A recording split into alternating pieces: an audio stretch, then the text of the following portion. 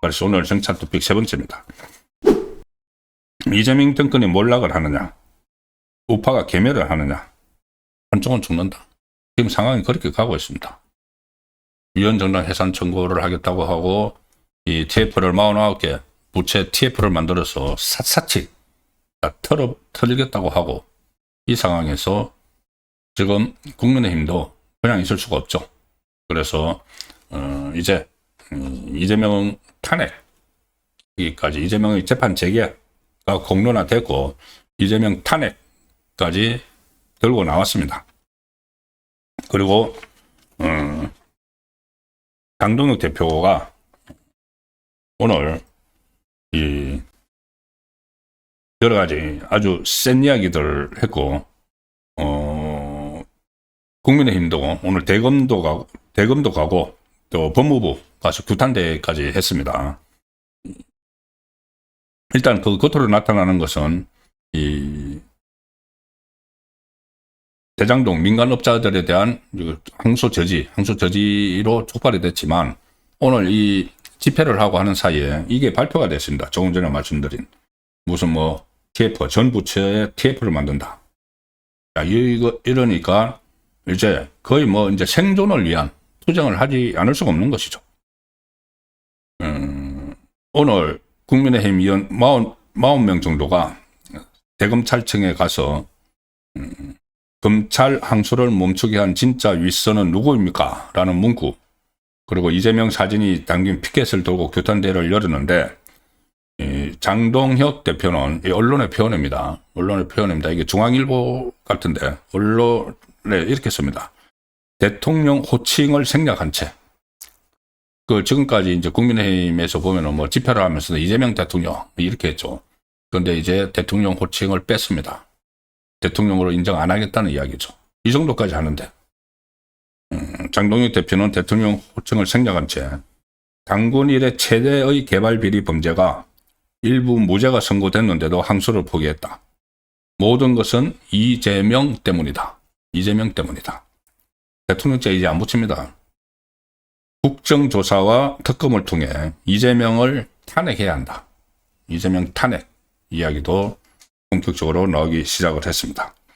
또 이재명과 정성호 법무부 장관 노만석 대행은 이 시위 소찬이다. 시위 소찬이, 자리만 차지한 채 세금을 축내는 사람들이죠.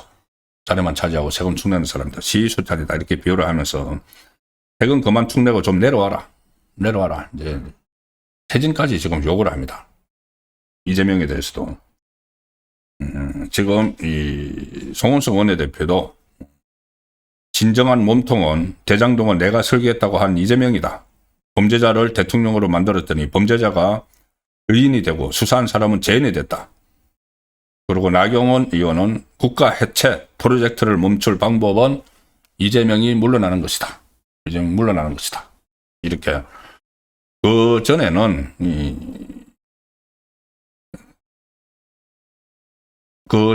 이렇게 이재명에 대해서 이재명 대통령을 끌어내려야 한다. 뭐 이런 이야기까지 이제 나왔죠. 근데 이제 이재명을 탄핵해야 한다.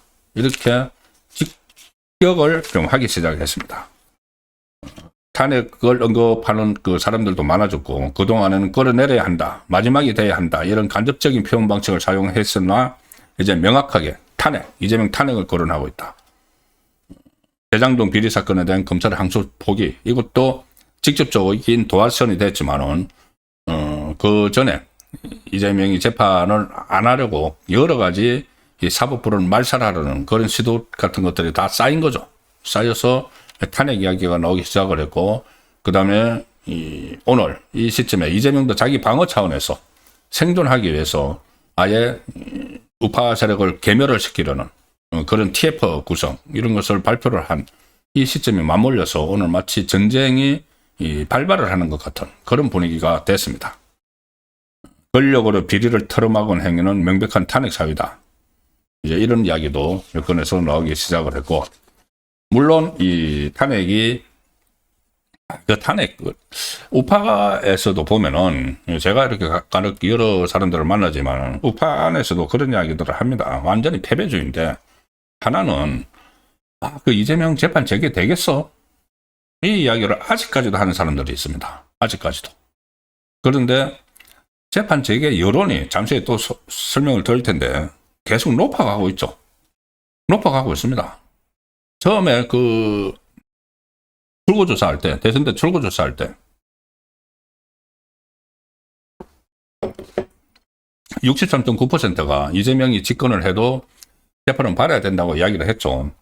그 다음에 막상 집권을 하고 나니까 그 이야기가 좀 이제 잦아들었습니다. 잦아들어서 이야기를 꺼내는 것 자체도 좀 생각을 해보시면은 굉장히 거북스러워했죠. 그때 뭐 김용태 그 비대위원장, 국민의힘 비대위원장 할 때 이재명하고 처음 만나서 식사를 하면서 같이 재판 재개 이야기를 해야 된다고 하니까 겨우 하는 말이 퇴임 후에는 재판 받으실 겁니까? 퇴임 후에 당연히 재판 받아야죠. 그게 무슨 질문입니까, 그게? 중단된 재판을 어떻게 할 거냐고 물어봤어야죠. 그때 처음부터. 그런데 전부 다 주저주저 멈칫멈칫 하면서 재판 그거 되겠어? 재개하겠어? 그런데 재판 재개 여론이 지금 확확 더 올라가고 있지 않습니까? 재판을 할 필요가 없다는 것보다 재판을 해야 된다가 더 올라가고 있습니다. 이재명을 지지하는 사람들이 여론조사상으로만 보면은 지지하는 사람들 중에서도 이재명 재판을 해야 된다고 말하는 사람들도 있습니다. 그걸 우리나라 대한민국 법치와 관련된 문제입니까? 그런데도 여전히 이재명 재판 그거 되겠어? 뭐 서슬이 펴른 정권에서 누가 감히 판사가 하겠어? 판사가 하도록 만들어야 되는 거죠. 탄핵도 지금 마찬가지입니다. 제가 탄핵 이야기를 하면은 그 현실도 모르는 소리 하지 마. 탄핵이 어떻게 돼? 소수 야당 맞죠? 이재명을 탄핵을 발의를 하려고 해도 과반수가 있어야 됩니다. 300명 중에서 150명 이상이 있어야 되는데 국민의힘은 107명이죠. 안 되죠. 발의도 안 되죠. 통과를 하려면 3분의 2가 있어야 되는데 어림도 없죠. 그러면 그렇다고 이렇게 탄핵 거래가 쌓이는데 탄핵 이야기도 하지 말아야 되는 건가요? 탄핵 소추안을 만들면 되죠. 하나하나 계속 해서 탄핵 소추안을 만들 수 있도. 탄핵 발의는 못하더라도. 그리고 이게 상황이 어떻게 변할지 모릅니다. 이재명 계속 이런 식으로 하면은 좌파 안에서도 반발이 일어나서 이거 뭐야 지금 5개월 6개월이 되도록 이재명이 위기에서 구하느라고 우리 아무 일도 못하고 있잖아. 잠시 후에 제가 그걸 설명드릴 겁니다. 지금 아무 일도 못하고 있다고. 그런 이야기가 일어나면은 좌파에서도 이탈을 합니다. 좌파에서도 이탈을 해서 나중에 실제로 탄핵으로 연결될 수도 있죠. 그런데 그런 가능성은 닫아두고 현재 상황에서 무슨 탄핵이 되겠어?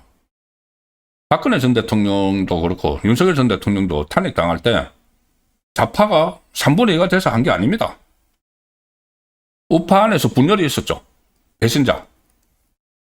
박근혜 정부 때 유승민, 윤석열 정부 때 한동훈. 그래서 이런 탄핵이 되고 했는데 그게 거꾸로 되지 말라는 법은 없는 거죠. 그런데 이제 그런 상황. 그래서 좀 일사불란하게 가서 재판 재개 여론도 형성을 하고 공론화시키고 이 탄핵을 이렇게 외치고 이렇게 해야 되는데 또 안에서 그냥 강 건너 불 구경을 하듯 하는 사람들도 있다는 저 분석도 나오고 있습니다.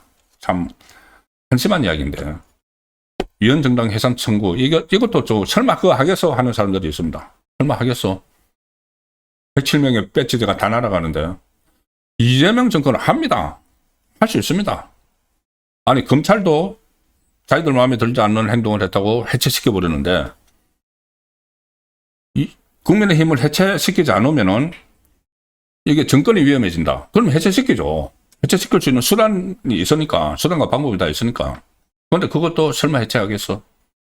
그리고 이거 저거 정권 초반인데 우리가 이거 대응해봐야 이런 식으로 해서 슬슬 빠지고 아직 총선도 많이 남았고 나중에 총선 앞두고 공천만 받아서 국회의원 되면 되지.